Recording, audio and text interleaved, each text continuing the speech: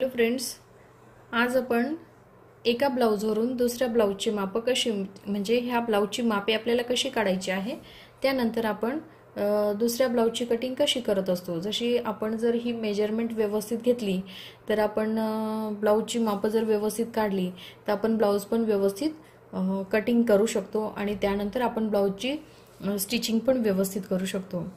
आता काय होतं, जसे ब्लाऊजचे पहिले ज्यावेळेस नवीन शिकणारे असतात हे ब्लाऊजचे माप जे आहे हेच ऑलरेडी चुकलेले असतात, कारण घेताना हे थोडंसं कमी जास्त होऊन जातात, जसं जास्त ओढून घेतात किंवा जसं व्यवस्थित त्या पद्धतीने घेत नाही, तर त्यामुळे काय होतं ब्लाऊजची कटिंग पण आपली चुकली जाते आणि आपल्याला ब्लाऊजची फिटिंग व्यवस्थित येत नाही। तर जर आपण ब्लाऊजची मापे जर व्यवस्थित घेतली तर आपण ब्लाऊज व्यवस्थित शिवू शकतो। आता ज्यावेळेस आपल्याला ब्लाऊजची मापे घ्यायची असते तर पुढच्या साइडने आपण का मापे घेत नाही किंवा अशा पद्धतीने ज्यावेळेस तो ब्लाऊज हा पुढच्या साइडला हा कटोरीचा पार्ट असतो, त्यामुळे ब्लाऊजचा हा उंची जी आहे ती वाढली जाते। तर त्यासाठी ब्लाऊजची उंची नेहमी आपण पाठीमागच्या साइडने मोजत असतो, म्हणून आपण ही उंची जी आहे ही पाठीमागच्या साइडने मोजायची आहे। अशा पद्धतीने आपण ब्लाऊज पूर्ण व्यवस्थित ठेवणार आहोत आणि त्यानंतर आपण ही ब्लाऊजची उंची जी आहे ती मोजणार आहोत। जसे इथे शोल्डर जॉइंट केलेला आहे त्या शोल्डरच्या उंचीपासून जिथे पण आपले शोल्डर जॉइंट आहे तिथून आपल्याला व्यवस्थित सरळ एका रेषेमध्ये आपल्याला ही ब्लाऊजची उंची मोजायची आहे। तर ब्लाऊजची उंची आहे आपली 12.5 इंच। पूर्ण ब्लाऊज हा जो आहे थोडासा ओढून घ्यायचा आहे आणि त्यानंतर आपल्याला ही ब्लाऊजचं माप निघतं। तर ही उंची आहे आपली 12.5 इंच। त्यामध्ये उंचीमध्ये आपण 1 इंच मिळवत असतो। त्यासोबतच आपल्याला इथेच गळा घ्यायचा आहे, जो मागचा साइडचा गळा जो आहे तो सरळ रेषेमध्ये आपल्याला घ्यायचा आहे। तो असा सरळ रेषेमध्ये घेतला तर आपला 7 इंच येतो आणि जर आपण क्रॉसमध्ये मोजला तर आपला 7.5 इंच येतो। त्यानंतर आपल्याला जसे शोल्डरचे माप काढायचे असतात तर शोल्डरचे माप काढताना हे हुक जे आहे हे आपल्याला पहिले लावून घ्यायचे असतात, कारण आपण व्यवस्थित याची हुक लावून घेऊ आणि हा जो गळा आहे पुढचा जो गळा आहे तो आपल्याला गोल राऊंड शेपमध्ये व्यवस्थित ठेवायचा आहे। व्यवस्थित अशा पद्धतीने आपण ठेवणार आहोत आणि त्यानंतर आपण ही शोल्डरचे माप काढायचे आहे। तर इथे जे स्लीव्जला आपण जॉईंट केलेला आहे इथपासून तर इथपर्यंत याचे स्लीव्जचे शोल्डरचे माप निघत असते। हे स्लीव्ज जॉईंट केलेली आहे आणि दुसरी स्लीव्ज जॉईंट केलेली आहे, तिथपर्यंत आपण ही शोल्डरचे माप घेणार आहोत। आपले शोल्डरचे माप निघते 12 इंच। शोल्डरचे माप घेतल्यानंतर आपण हा फ्रंट साइडचा जो गळा आहे तो मोजणार आहोत। आता इथे शोल्डर जे जॉईंट केलेलं आहे इथे व्यवस्थित बघून घ्यायचं आणि आपण सरळ रेषेमध्ये याचे माप घ्यायचे आहे। तर याचे माप निघतात आपले शोल्डरचे माप आपले आहे 5.5 इंच। हे जे आहे इथे आपण 5.5 इंच आपण याचे माप घेणार आहोत। त्यानंतर आपल्याला छातीचा चौथा भाग काढायचा आहे। आता हे जे आहे हा झाला छातीचा चौथा भाग। इथपासून इथपर्यंत जर काढला तर हा झाला, जसे ह्या स्लीव्ज पासून तर ह्या दुसऱ्या स्लीव्ज पर्यंत काढला हा झाला छातीचा हाफ म्हणजे अर्धा भाग आणि प्लस पाठीमागचा साइड जी पूर्ण जशी ही जेवढी भरेल त्याच्या डबल आपण केल्यानंतर आपल्याला चेस्टचे माप छातीचे पूर्ण माप निघत असते। पण आपण सिंपल मेथड वापरत असतो, जसे की हे छातीचे चौथा भाग जो आहे हा आपल्याला घ्यायचा असतो आणि त्यामध्ये आपण 1.5 इंच किंवा 2 इंच जेवढे आपल्या शिलाईमध्ये जाते, जसे नवीन शिकणारे असते त्यांना थोडेसे जास्तच मार्जिन घ्यावं लागतं, तर त्यांनी 2 इंच घेतलं तरी चालतं आणि जसे रोजचे आपले शिवणारे असतात त्यांनी 1.5 इंच घेतलं तरी चालतं। तर आपण इथे छातीचा चौथा भाग मोजणार आहोत। आपला छातीचा चौथा भाग आहे 10.5 इंच। हे झाले 10.5 इंच।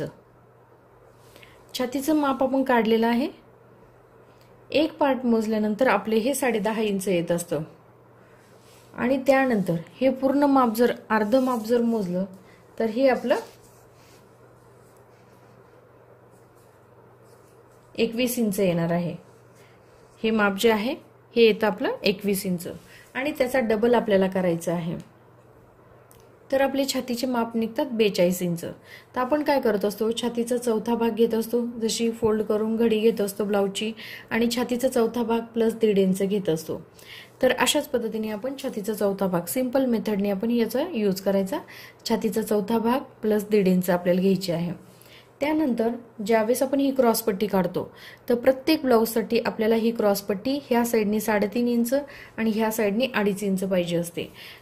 पण काय होतं शिवताना आपलं जसं ब्लाऊजमध्ये जास्त शिवताना जातं तर ब्लाऊजची ज्यावेळेस क्रॉसपट्टी काढतो तर त्यावेळेस आपण ही 4 इंच घ्यायची आहे आणि ह्या साईडनी 3 इंच घ्यायची आहे। नंतर ज्यावेळेस आपण मागच्या ह्या साईडनी जोडतो तर पाठीमागचा भाग पण आपण याला मोजून घ्यायचा आहे। नंतर तो शिवणामध्ये थोडासा एक्स्ट्रा जर असेल तर आपण त्याला खालच्या साईडनी कटिंग करून इथे आपण शिलाई मारू शकतो।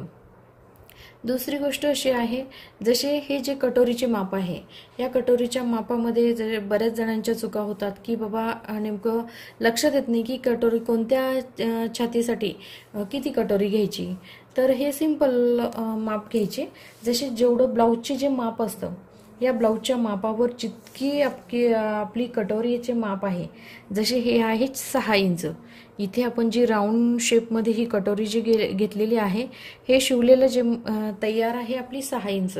तर एवढीच क्रॉसपट्टीवर जसे आपण पहिले पेपर कटिंग करत असतो तर आपल्याला जसे हे क्रॉसपट्टीवर 6 इंच जे आहे तर 6 इंचच आपल्याला ते माप घ्यायचे आहे आणि नंतर हा कटोरीचा जो पार्ट आहे तो आपण दुसऱ्या पेपरवर वाढवत असतो। तर दुसऱ्या पेपरवर वाढवताना कशा पद्धतीने वाढवत असतो तर याच्या आधी पण मी व्हिडिओ प्रत्येक छातीच्या मापाचे व्हिडिओ मी अपलोड केलेले आहे तर तुम्ही ते माझ्या चॅनलमध्ये जाऊन आपण बघू शकता। तर ह्या ठिकाणी आपण काय करणार आहोत जसे कटोरीचे जेवढे माप येतात तेवढेच आपण माप घेणार आहोत। नंतर हा पेपर जो आहे दुसऱ्या याच्यावर टाकून आपण हे कटोरीचे माप वाढवत असतो। जसे इथे आपण हे कटोरीचे माप पूर्ण घ्यायचे आहे खाली आपण 1.5 इंच याला वाढवत असतो। दुसरी गोष्ट इथे 1.5 इंचचा आपण टक्स पॉइंट घेतो आणि टक्स पॉइंटच्या पुढे हे जे 6 इंच असतं याच्या पुढे आपण 3 इंच टाकून एक्स्ट्रा थोडं मार्जिन घेऊन कटोरी वाढवत असतो। त्याच्यानंतर जसे हे कमरचे माप कसे आहे तर ही पट्टी जी आहे ही आपली एक्स्ट्रा पट्टी असते ही जी वाढीव पट्टी असते तर ही वाढीव पट्टी सोडून आपण कमरचे माप काढत असतो। हे अशा पद्धतीने आपल्याला हे कमरचे माप काढायचे आहे।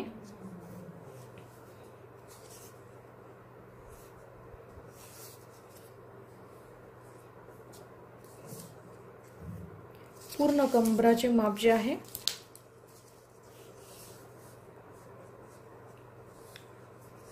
ते येतं आपलं 30 इंच। कमरचे माप आहे आपले 30 इंच।